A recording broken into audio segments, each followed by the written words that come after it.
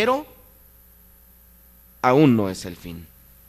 Porque se levantará nación contra nación y reino contra reino, y habrá pestes y hambres y terremotos en diferentes lugares. Y todo esto será principio de dolores. Entonces os entregarán a tribulación y os matarán, y seréis aborrecidos de todas las generaciones por causa de mi nombre. Muchos tropezarán entonces y se entregarán unos a otros, y unos a otros se aborrecerán, y muchos falsos profetas se levantarán y engañarán a muchos. Y por haberse multiplicado la maldad, el amor de muchos se enfriará. Mas el que persevere al fin, éste será salvo. Y será predicado el evangelio del reino en todo el mundo para testimonio a todas las naciones, y entonces vendrá el fin. Por tanto, cuando veáis el lugar santo, la abominación desoladora de que habló el profeta Daniel, el que lea, que entienda. Entonces los que estén en Judea huyan a los montes. El que esté en la azotea no descienda para tomar algo de su casa, y el que está en el campo no vuelva atrás para tomar su capa. Mas hay de las que están en cinta y de las que críen en aquellos días. Orad pues, que vuestra huida no sea en invierno ni en día de reposo, porque habrá entonces gran tribulación, cual no ha habido desde el principio del mundo hasta ahora, ni la habrá. Y si en aquellos días no fuesen acortados, nadie sería salvo. Mas por causa de los escogidos, aquellos días serán acortados. Entonces si alguno dijere, mirad, aquí está el Cristo, mirad, allá está, no lo creáis, porque se levantarán falsos cristos y falsos profetas, y harán grandes señales y prodigios, de manera que engañarán, si fuese posible, aún a los escogidos. Ya os lo he dicho antes. Así que si os dijeren, mirad, está en el desierto, no salgáis, o mirad, está en los aposentos, no lo creáis. Porque como el relámpago que sale del oriente y se muestra hasta el occidente, así será también la venida del Hijo del Hombre. Porque donde quiera que estuviere el cuerpo muerto, ahí se juntarán las águilas. Vamos a hablar de una parábola que, de acuerdo a muchos eruditos, es la más difícil de entender. ¿Por qué? Porque en realidad no tiene como audiencia principal o como objetivo principal a la iglesia. Pero ¿cómo estás tan seguro, Antonio? Bueno, esto es lo que dicen los eruditos y creo que tienen razón por lo siguiente. En esta iglesia normalmente llevamos una hermenéutica, ¿verdad? De, primeramente, interpretamos la escritura históricamente, gramaticalmente y literalmente. Entonces, tenemos que ubicarnos en la historia para entender de qué está hablando Jesús. Tenemos que ver las palabras y tenemos que ver también cómo se combinan las frases. Esa es la hermenéutica que tradicionalmente llevamos aquí en la iglesia de Tlalpan. Aquí se nos está narrando un problema y voy a tratar de ir explicando poco a poco. En esta iglesia vemos el rapto de la iglesia ocurriendo 7 años antes de algo que la Biblia llama la tribulación. El rapto da inicio a la tribulación, y al término de estos 7 años, con la segunda venida de Cristo, entonces damos inicio a lo que se llama milenio. Voy a ir por partes. Quisiera que fuéramos a Tesalonicenses capítulo 4.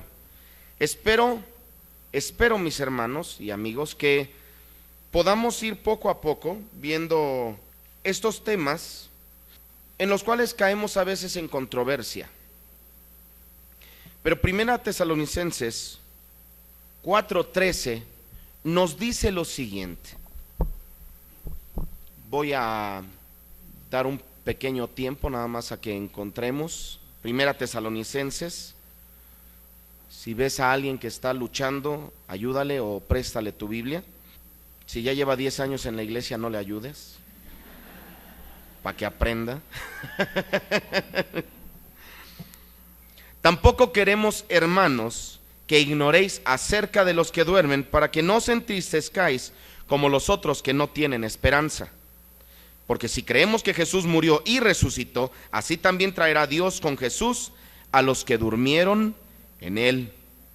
Por lo cual decimos que esto en palabra del Señor, que nosotros que vivimos, que habremos quedado hasta la venida del Señor, no precederemos a los que durmieron. Porque el Señor mismo, con voz de mando y con voz de arcángel y con trompeta de Dios, descenderá del cielo, y los muertos en Cristo resucitarán primero. Luego nosotros los que vivimos, los que hayamos quedado, seremos arrebatados juntamente con ellos en las nubes para recibir al Señor en el aire. Y así estaremos siempre con el Señor. Por tanto, alentaos los unos a los otros con estas palabras. ¿Qué estaban experimentando los tesalonicenses? Tesalónica estaba en una parte del Medio Oriente, del antiguo Medio Oriente, y esta parte de Tesalónica, en Asia, entre Asia y el Medio Oriente, cerca de Grecia, los hermanos aceptan a Cristo.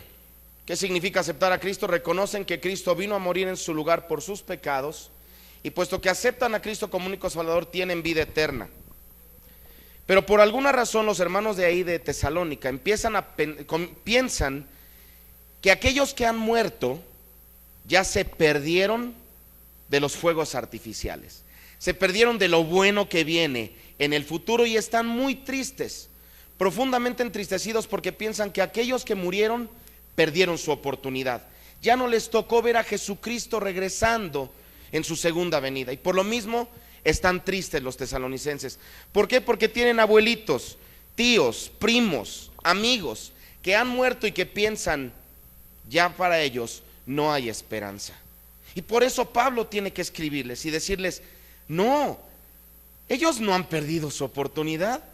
En algún momento los muertos en Cristo van a resucitar. Entonces quedan pensando los tesalonicenses: ¿y yo qué? Y esta parte nos describe un acontecimiento hermoso. En un instante, los muertos en Cristo resucitan y son trasladados al reino eterno. ¿Qué quiere decir? Que las almas de ellos vienen junto con Cristo, posiblemente es como lo entendemos, ¿no?